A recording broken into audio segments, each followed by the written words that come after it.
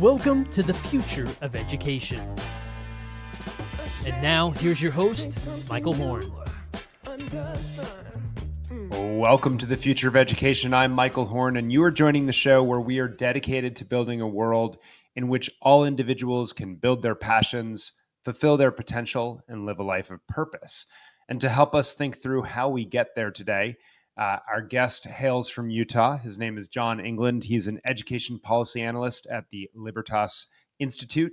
Jon, first, it's great to see you. Thanks for joining us. Yeah, thanks for having me on. I'm excited to be here. Yeah, no, you bet. We got to obviously spend some time together at a conference a couple years ago. I learned a little bit about your background, but you were entering a time on this show where we are doing a lot right now on microschools, new forms of educational choice, education savings accounts, really hitting innovative school designs and all the rest. I'd love, before we dive into some of the questions that I want to ask you about, just tell our audience how you got into this conversation around all of these themes more broadly.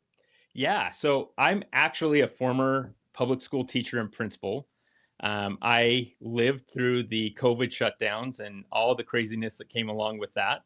And at the end of it, I looked around and said, I think there's something different that we can be doing. So I started looking actually for different jobs, and I ended up in the policy side of things with the Libertas Institute. And one of the very first things I did is I ended up listening to another podcast. One of your friends, Carrie McDonald, who has her Liberated podcast, and she just has Microschool founders on. And I'm like, this is amazing. The teacher in me was just like, I love this. I love that these teachers are going out, they're creating the classrooms that they want to create, and they're doing it on their own, and they're getting rid of sometimes the bureaucratic nonsense that comes along with public schools. And I just loved hearing about that, learning about it, and we just started diving in from there as I learned more and more, and started learning more and more about the problems that these microschools are facing. Yeah, so I want to get into there, but first let's lay the landscape, right? Like, we know that more states are moving to create education savings accounts policies. That's obviously stoking even more demand for educational choices on top of sort of already pent up demand, I think, in a lot of states. The numbers are extremely clear on that. You look at a place like Florida, right, and how many folks are participating in an education choice type of plan. Bring us up to speed on what's the state of play in Utah. I know that there's going to be an education savings account, I think, supporting about 5,000 students, but give us a little bit more color around what that looks like. Yeah, we actually have some good news. It's been expanded to 10,000 students. Oh, that's great news. Yeah, it's great news. The unfortunate thing is we had 27,000 students apply for it.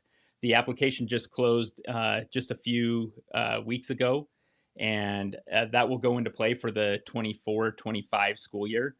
And yeah, it's a great thing. It gives parents that opportunity to direct the education funding that the state collects.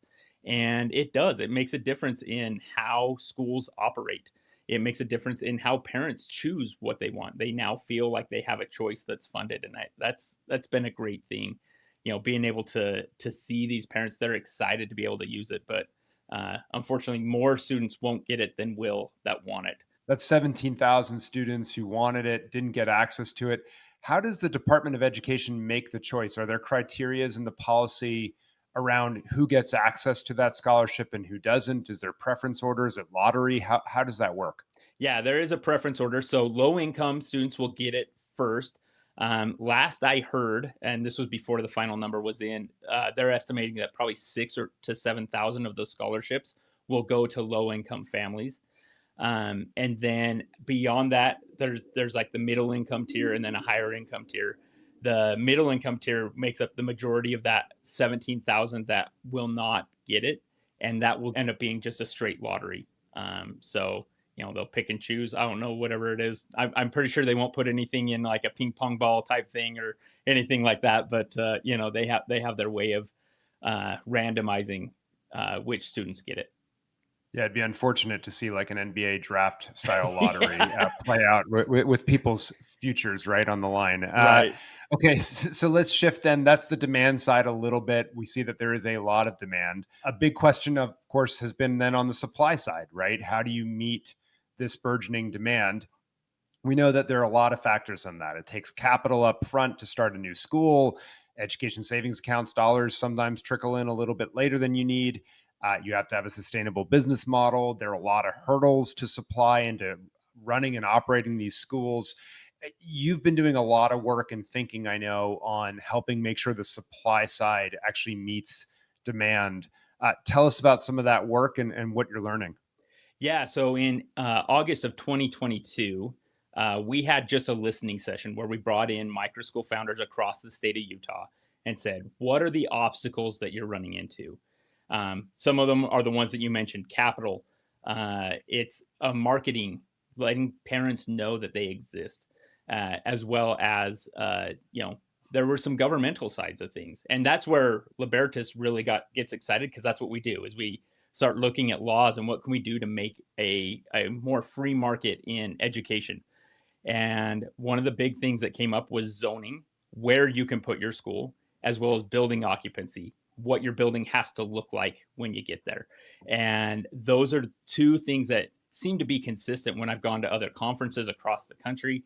I was at the Hybrid Schools conference in Atlanta just a couple weeks ago, and everybody I talk to, they are all running into this same issue of cities don't know what to do with these micro schools. They're kind of a school, but they're very different from a school sometimes. Sometimes they're more like a homeschool supplement, and they don't necessarily let them into the same parts of the town that they would a public school.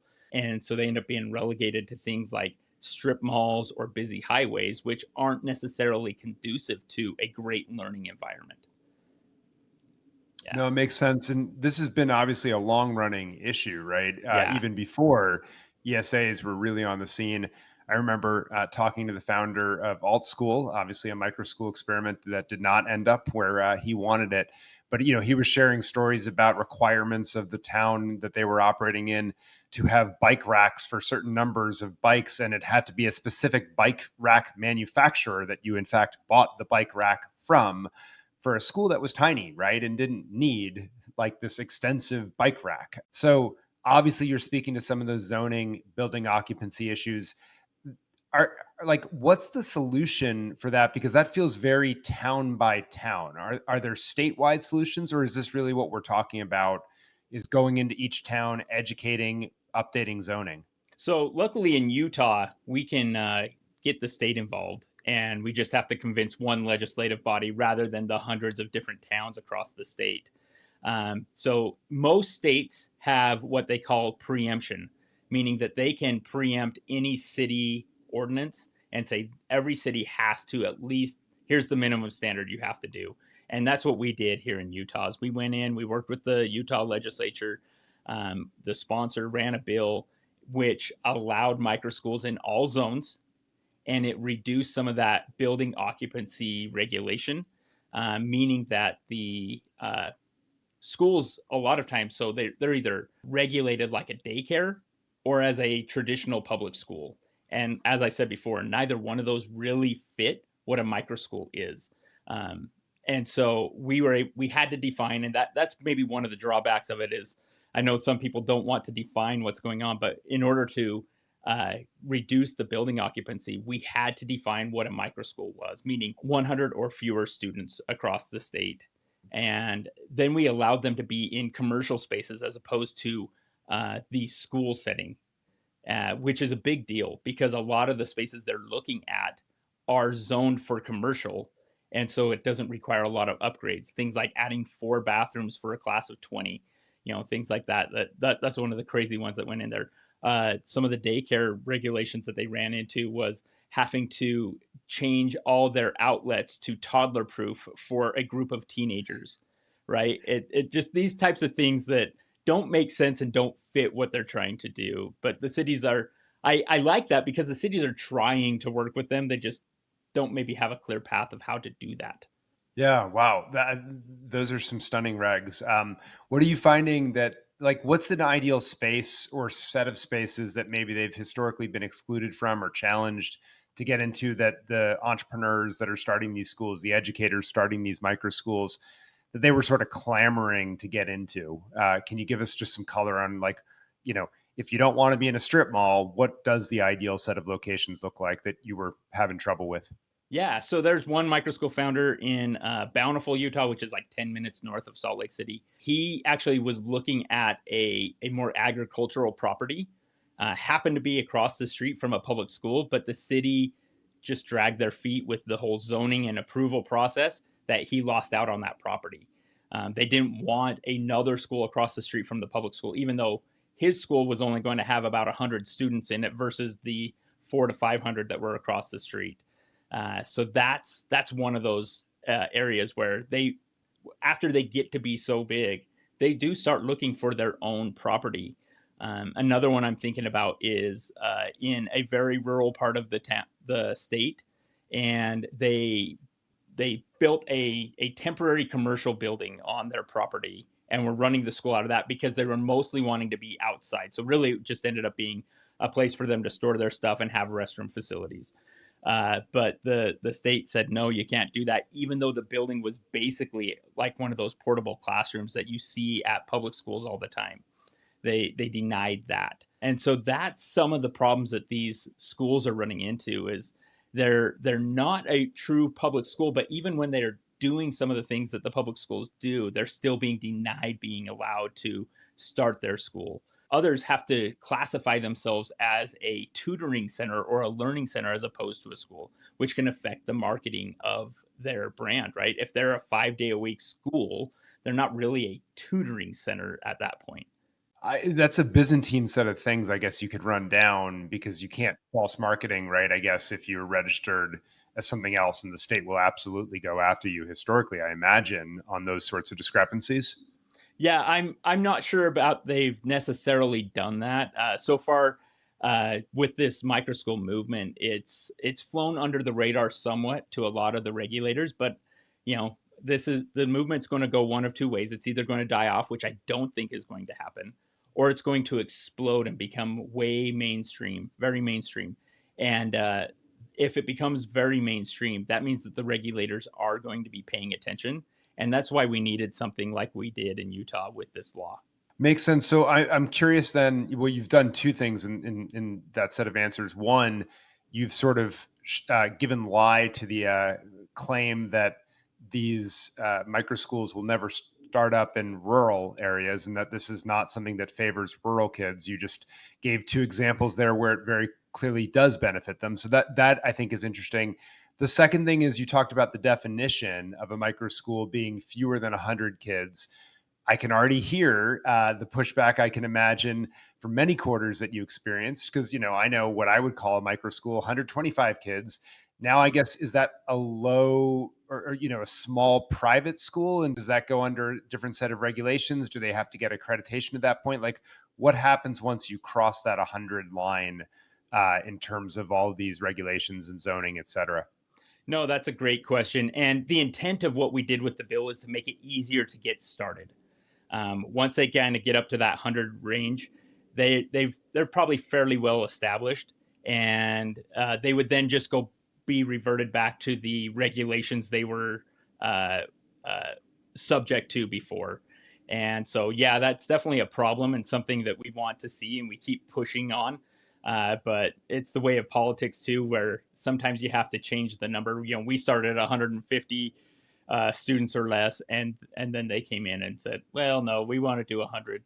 Otherwise, you would be bigger than some of the rural schools out there." And like, I get that. Okay, fine. We can live with that for now. Yeah, no. Well, compromise obviously allows for progress as well, so that's Right. important. Let me ask this question: what are you learning? Because you're still listening to a lot of these school entrepreneurs, so you've started to make these updates, fixes, et cetera, in policy regulation. It improves obviously the zoning across the towns. What are you hearing now as the big challenges for these school operators that are getting started? So some of them, I think it comes down to business skills. That's how I'd kind of classify it.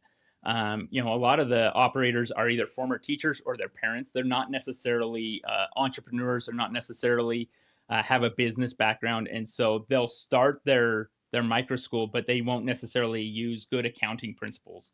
They maybe don't know how to market their school appropriately, and so they get kind of stuck in this way, and they have to figure it out. And many of them do, but that's something that I think is the next step is finding a way to help them. I don't want to touch their education model. I want as many varied options out there because no two kids are the same, and having all these different options out there, I think, is good for education. But I don't want them to fail just because they made mistakes business wise. There are business skills that I think they could learn, and so we're working on a project where hopefully we can start helping these micro school founders learn those business skills as they progress in their journey of starting a school. That's super smart. I mean, my anecdotal observation, I'd love you to square this, is that a lot of these folks seem to be creating really cool educational models that are different from what's available. And they're often operating at 10, 12, 15 students. And maybe they themselves are not taking much of a salary and sort of they've been willing to do it for a year or two, maybe three. I've been super concerned what happens after that because it almost becomes, I won't say a promise to the families, but a little bit of that, right? Like you start to lean on these options that are really working for your kids. If you haven't solved the business model questions and the business practices questions, as you just referenced, that feels like a threat to the movement because you really want that stable and growing supply. Obviously, some schools should go under. Like that's a very healthy part of supply, but then you want robust numbers coming in right behind it. So, how does that line up with what you're seeing and some of your own concerns or challenges for the sector? Yeah, and again, I think it depends on what the founder wants. A Mm, lot of the parents who are starting them are doing it specifically for their kids and inviting friends to come along, and those ones do tend to last for a much shorter amount of time. As a kid ages out of what the parents trying to do, they tend to shut down, and that seems like a normal thing. That ends up kind of being more that homeschool looking micro school versus the teachers who are leaving a public school classroom and starting this and doing this as a career. Those are the ones who want to be sustaining. They want to keep their school around at least for their working lifetime of 30, 40 years, whatever it ends up being. And those are the ones that I definitely want to help learn these business skills so that they can make sure that they're sustaining themselves and not. You're absolutely right. A lot of micro school founders don't really take a salary. They're doing it almost pro bono, where they're charging some nominal tuition fee, and it's keeping the lights on, but it's not necessarily feeding their own family, and mm. that's definitely a concern, and that's why we're looking into helping them in that way. That's great to hear that you're helping them because I think they're doing real meaningful work. They ought to get compensated for that meaningful work. That makes a lot of sense. I guess last question as we sort of round out this conversation, which is ESAs obviously don't just support students going to schools; they support them going to a range of educational options, tutoring, extracurriculars, lessons, whatever it might be. I'm just curious what you've been able to learn about the choices of families in Utah or sort of the desires that they have as they lean into ESAs and what you already know, what maybe you're looking for as we get into the 24-25 school year. I think families that were lucky enough to get the scholarship get $8,000 if memory serves correctly or something around that. So, how much are they putting into the schools? How much are they putting in services around the schools? I'm curious for what you're learning. Yeah, and again, it depends on the family. Utah, I think, is going to be an anomaly because it looks like about half of the scholarship users will go to a traditional private school and basically just pay the school tuition with their $8,000, and the other half will do this unbundled homeschool looking option where maybe they're using a microschool for 2 or 3 days a week, and then they're homeschooling the rest of the time. And that's what it's looking like. And so there's definitely a lot of parents out there who maybe they want to homeschool, but they work 2 days a week, and so they're looking for the homeschool supplement. I know a Microschool founder who is catering to that need. And then there's others who are looking for a school that lets the kids work at their own pace. A lot of these acted models that people have out there, and those tend to look more like a private school, but less so on this is the specific curriculum we use, right? And so the needs and the desires of the parents vary greatly. And even within our own home, as we look at our own kids, I have 5 of them. They're all different, and they all need different things. My 15-year-old wants to be a writer, and so we're looking at very different curriculum than my 12-year-old who is more into the outside and wants to be around farm animals, right? So we have different needs there, and as the market grows around these micro schools and these ESAs and the options that are out there, I think we're going to see a lot of diversity in what a parent can choose from.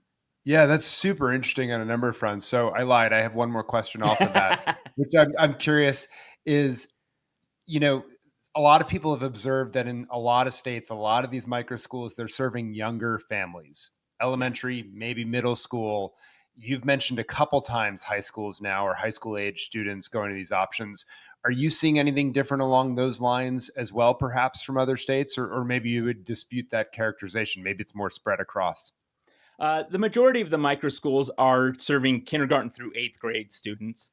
And that comes down to, I think, a couple of reasons. There's the accreditation question that comes in, and that's something that we're looking at. And a lot of times, a high school student wants to be in a public school to be around their peers, and so that plays into it, but not always.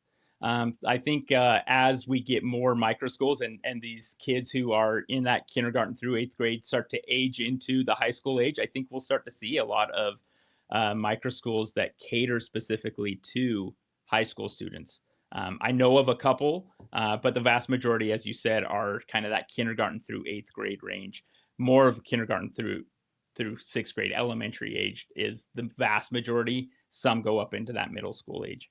It's going to get really interesting when it gets into the high school because I could imagine almost groups of these micro schools creating collaboratives or something like that to be able to offer the sports leagues or the band or whatever else. But you can still go into your flavor, your desired schedule of academics as Yeah. well.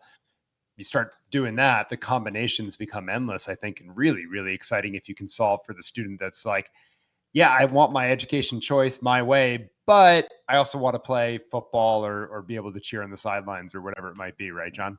Yeah, and actually, there's a lot of in Utah anyway. If you go to a micro school, you can still participate on your local school team, which is a great option. But yeah, as these micro schools start to become more prevalent, there might be a few that band together, be like, "Hey, we're going to have a football team that competes with the local high schools or whatever." I'd love to see this evolution. So he's Jon England. Thank you for joining me. I appreciate it. Yeah, thank you for having me on. It's been a pleasure. You bet. And for all those watching, stay tuned next time on The Future of Education.